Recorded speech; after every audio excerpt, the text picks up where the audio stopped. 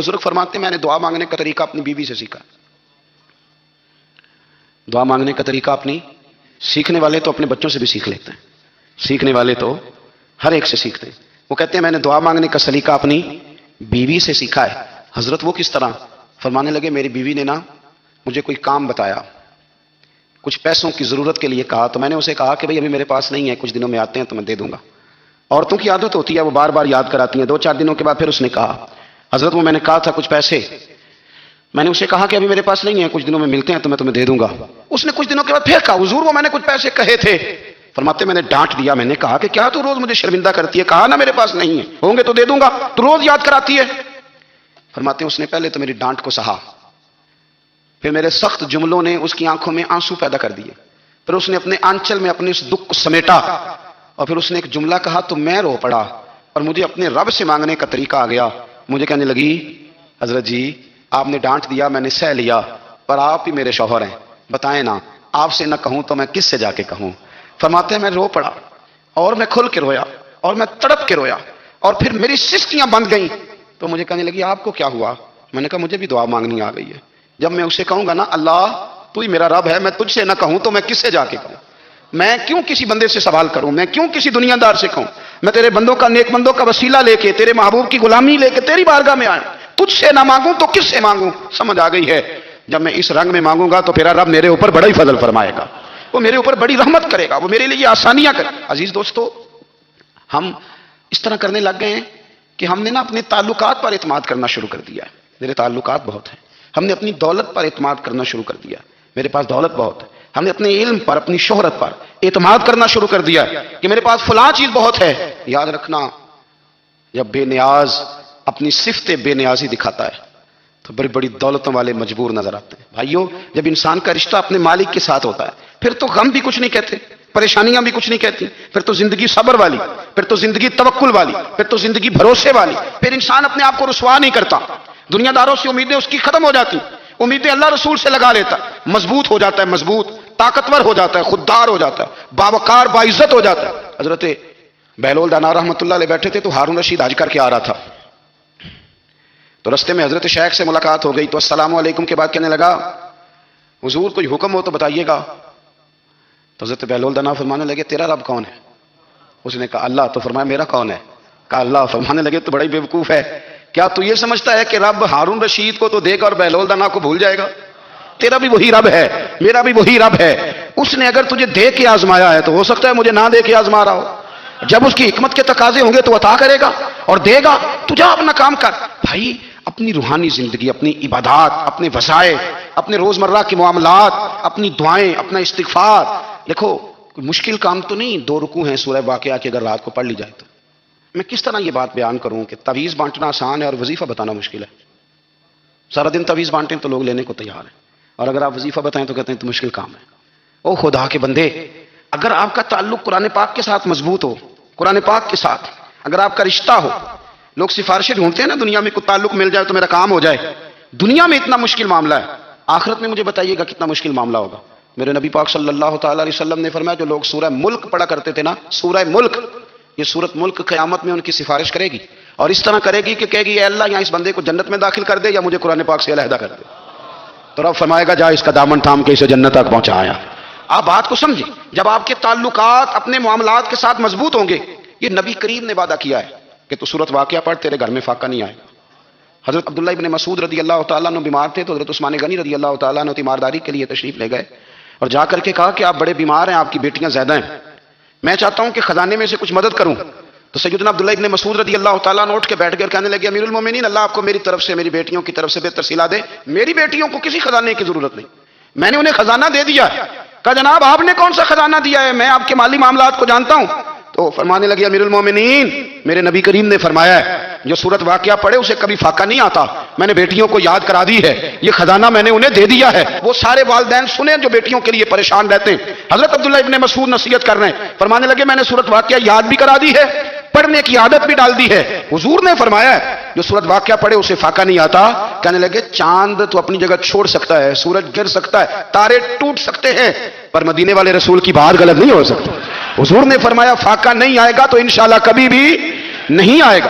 کرنے کا کام یہ ہے کہ ہم اپنے معاملات، اپنی عبادات، اپنی دعائیں کبھی 10 منٹ عادت ہو جائے نا دعا مانگنے کی علیحدہ سے رات کو. حضور نے فرمایا جو فرض نماز کے بعد دعا مانگے اللہ اس کی قبول کر لیتا ہے. نبی پاک صلی اللہ تعالیٰ علیہ وسلم نے فرمایا اللہ مسافر کی دعا قبول فرماتا ہے. حضور نے فرمایا اللہ مظلوم کی دعا قبول فرماتا ہے. حضور نے فرمایا بیمار سے دعا کراؤ اللہ اس کی دعا قبول فرماتا ہے. میرے نبی پاک نے فرمایا ماں باپ جب بھی اولاد کے لیے ہاتھ اٹھائیں، ویسے تو بلے شاہ تو آسمانی اڑدیاں ہی پھڑ دیں، جہاں گھر بیٹھا انہوں بڑھیا ہی نہیں. حضور فرمانے لگے ماں باپ جب بھی اولاد کے لیے دعا فرمائیں اللہ ان کی دعا کو قبول کرتا ہے. آپ اپنا تعلق بنائیں دعا کے ساتھ، عبادت کے ساتھ، مصلی کے ساتھ رشتہ بنائیں، استغفار پڑھیں. صلاح الدین ایوبی صلیبی جنگوں میں تھے، رات کو مسجد اقصیٰ میں نماز پڑھی تو پریشان تھے. ایک بزرگ سے ملاقات ہوئی تو وہ کہنے لگے کہ آپ بڑے پریشان ہیں. کہنے لگے حضور پریشان اس لیے ہوں کہ پہلے ہی مسلمان کمزور ہے، اب میں نے سنا ہے دشمن کا ایک بحری بیڑا وہ جنگی سامان سے بھرا ہوا آ رہا ہے، تو اب ان کے پاس اور تلواریں اور نیزے آ جائیں گے، مسلمانوں کے پاس پہلے ہی وسائل کی کمی ہے، پریشان ہوں کس طرح کر کے مقابلہ کریں گے. یہ بات کہتے ہی صلاح الدین ایوبی نے بزرگوں سے کہا حضور آپ بھی دعا کرنا، دعا کی بڑی طاقت ہے. میرے نبی پاک نے فرمایا دعا مومن کا ہتھیار ہے، دعا مومن کا. حضور نے فرمایا تقدیر کو سوائے دعا کے کوئی چیز نہیں بدل سکتی. دعا مومن کا ہتھیار ہے، یہ کافر کے پاس کوئی نہیں، یہ ہتھیار ہے مومن کا. اللہ کرے آپ کو سمجھ آئے. پھر سنیں کئی بار کہہ چکا ہوں یہ ہتھیار ہے. کافر کے مقابلے میں جو تیرے پاس سب سے بڑا ہتھیار ہے وہ دعا ہے. دعائیں کرانی چھوڑ دی، کرنی چھوڑ دی، لینی چھوڑ دی. حضرت سیدنا انس بن مالک رضی اللہ تعالیٰ عنہ فرمایا کرتے تھے میں نے وہ رنگ دیکھا ہے جب حضور دعا مانگتے تھے اور حضور کی مقدس آنکھوں میں آنسو بھی ساتھ ہی بہا کرتے تھے، میں نے وہ انداز دیکھا ہے. تو صلاح الدین ایوبی بزرگ سے کہنے لگے آپ بھی دعا کیجیے. خود رونے لگے اور سارے سجدے میں رکھ کے رونے لگے اور عشاء سے لے کر فجر تک روئے، خوب روئے. صبح وہ بزرگ آئے تو صلاح الدین ایوبی کا خوبصورت اور ہنستا ہوا چہرہ دیکھا. کہنے لگے آپ بڑے خوش ہیں، رات تو میں نے بڑے روتے ہوئے دیکھا تھا. تو کہنے لگے حضور وہ جو بحری بیڑا آ رہا تھا نا وہ پانی میں ڈوب گیا ہے، اب وہ نہیں آ رہا، ابھی خبر آئی ہے تو میں بڑا خوش ہوں. حضور کہنے لگے اٹھ سینے سے لگ اور سن ایک بات، وہ بحری بیڑا پانی میں نہیں ڈوبا، وہ تیرے آنسوؤں میں ڈوب گیا ہے. وہ جو تو رات رویا ہے نا رب کریم کی بارگاہ میں تو وہ ڈوب گیا ہے. بھائی اپنا مصلی کا، عبادت کا، وظائف کا، اللہ کا سلسلہ اس کو مضبوط کریں، اپنی دعاؤں کے تعلق کو مضبوط کریں. دعائیں بڑے انقلاب برپا کر دیتی ہیں. ہم تھوڑے نا جب سے خشک ہوئے ہیں نا، خشک، اور میری تو جماعت ہی صوفیاء کی جماعت تھی. ہم تو داتا علی اجمیری کی جماعت سے، ہم تو خواجہ اجمیری کی جماعت سے، ہم تو شیخ احمد فاروق سرہندی کی جماعت سے، ہم تو صوفیاء کی جماعت. ہماری جماعت نے بھی وہ تعلق جو ہمارے بزرگوں نے بنایا. بزرگ اللہ کے قریب کیسے جاتا ہے؟ تو ہمارے یہاں نا بہت سارے لوگ کہتے ہیں جی نظر ہو گئی تو کام ہو گیا. بھائی جو بخاری مسلم میں طریقہ ہے نا اللہ کا قرب پانے کا وہ تو نفل ہے. نبی کریم علیہ الصلوۃ والسلام نے فرمایا بندہ نفلوں کے ذریعے رب کے قریب جاتا ہے اور اتنا قریب جاتا ہے کہ پھر اللہ اس کی زبان بن جاتا ہے، اللہ اس کی آنکھیں بن جاتا ہے، کان بن جاتا ہے، ہاتھ اور پیر بن جاتا ہے. تو یہ تو عبادت ہے، یہ تو اللہ کی بارگاہ کی حاضری ہے جو آپ کو اللہ کے قریب کرے گی. تو اپنے نماز کو اہمیت دے کے ادا کریں، نمازیں موبائل بند کر کے ادا کریں. لیکن نا کچھ لوگ کہتے ہیں مجھے ٹائم نہیں ملتا نماز کا. تو میں کہتا ہوں یہ آپ نے بڑی ضرورت کی بات کی ہے. مجھے کو میرا پیر بھائی کہہ دینا میرے پاس ٹائم نہیں ہے آپ کو ملنے کا، تو میں کہتا ہوں آج کے بعد آنا ہی نہ. تو کیا سمجھتا ہے، تو وہ بڑا آدمی ہے، تیرے پاس ٹائم نہیں ہے اور ہمیں ملنے کا ٹائم، موج کر. تو آپ نے اللہ رسول کو کہہ دیا ٹائم نہیں. اور عجیب فلسفہ ہے نا، کہا جائے نماز پڑھنے آؤ تو کہتے ہیں کپڑے ٹھیک نہیں، اور کہا جائے کہ آؤ ذرا دعوت پہ چلیں تو کہتے ہیں 1 منٹ ٹھہر میں کپڑے بدل کے آیا. نماز کے لیے کہا تو کہتے ٹھیک نہیں، دعوت کے لیے کہا تو کہتے میں ذرا تیاری کر لوں، یوں جانا مناسب نہیں. یہ معاملہ ٹھیک نہیں. رب تو فرماتا ہے کہ جب تم مسجد میں آ تو زینت اختیار کر کے آ، خوب ذوق سے دعا مانگے، خوب شوق سے نماز پڑھیں. تو جنید بغدادی رحمت اللہ تعالی علیہ وہ دریا کنارے کھڑے تھے تو آپ دریا کے اندر پیر رکھا آگے جانے کے لیے. یہ اعلیٰ حضرت نے لکھا ہے واقعہ ملفوظات شریف میں. دریا پار کرنے کے لیے پیر رکھا تو ایک شخص کہنے لگا حضور مجھے بھی ساتھ لے لیں. آپ نے فرمایا میں دریا پار کروں گا تو اس طرح کرنا میرا کرتا پکڑ لے اور یا جنید کہنا شروع کر دے. یا جنید اس پہ فتویٰ بھی لگ جاتا ہے پر کیا کرے، مسئلہ تو صحیح ہے نا. تو پیر میرا پیچھے سے کرتا پکڑ لے اور یا جنید کہہ. وہ کہتا ہے پیر رکھا نا حضرت نے پانی میں تو میں بھی پیچھے. تو حضرت جنید بغدادی کیا کہتے ہیں یا رحمان یا اللہ، یا رحمان یا اللہ. وہ خود یہ پڑھ رہے ہیں اور مجھے لگایا یا جنید پہ. کہتے ہیں دریا میں وہ بھی چلنے لگے تو میں بھی، یوں لگا جیسے پکے فرش پہ چل رہے ہیں. کہتے ہیں تھوڑا سا گزرا تو میں نے کہا بابا خود یا رحمان یا اللہ کہہ رہا ہے اور مجھے یا جنید پہ لگایا ہوا ہے تو چلو میں بھی یا رحمان یا اللہ پڑھتا ہوں. کہتے ہیں میں نے یا رحمان یا اللہ کہا تو میں ڈوبنے لگ گیا، دریا میں ڈوبنے لگا. تو حضرت فرمانے لگے تجھے کہا نا یا جنید کا ہے، کہتے پھر یا جنید کا، تو پھر اوپر آ گیا تھوڑا اور جا کے. اب شیطان باز تو آتا نہیں، الذی یوسوس فی صدور الناس، یہ جاتا تو دل تک ہے نا، باز تو آتا نہیں. دن میں 36 دفعہ تو مشورہ دیتا ہے کہ سیدھی سیدھی نماز پڑھو، یہ کس چکر میں لگ گئے، روز تو تقریر کرتا ہے. کہتا پھر دل میں وسوسہ آیا، تو پھر میں نے جا کے کہا کہ یہ مجھے خود یا رحمان یا اللہ اور میں یا جنید. پھر میں نے کہا یا رحمان یا اللہ، تو پھر ڈوبنے لگا. کہتے ہیں بابے نے پکڑ کے نکالا، کہا چپ کر کے یا جنید کا ہے اگر پار جانا ہے تو. یا جنید کا ہے. کہتے کنارہ آ گیا تو میرے دل میں خود خود ہی تھی، وسوسہ تھا کہ بابا تو یا رحمان یا اللہ کہے تو ترے، میں کہوں تو ڈوبے. میرے دل میں وسوسہ تھا. اللہ والے ادھار تو رکھتے ہی نہیں نا، جو بات دل میں آتی ہے وہ بیان پہلے کر دیتے ہیں. ادھار تو ہے ہی نہیں ان کے ہاں. وہ تو کہتے ہیں تجھے بولنے کی گنجائش ہی نہیں دیں گے، تیرے سوال دل میں ہوگا، جواب ہماری زبان پہ ہوگا.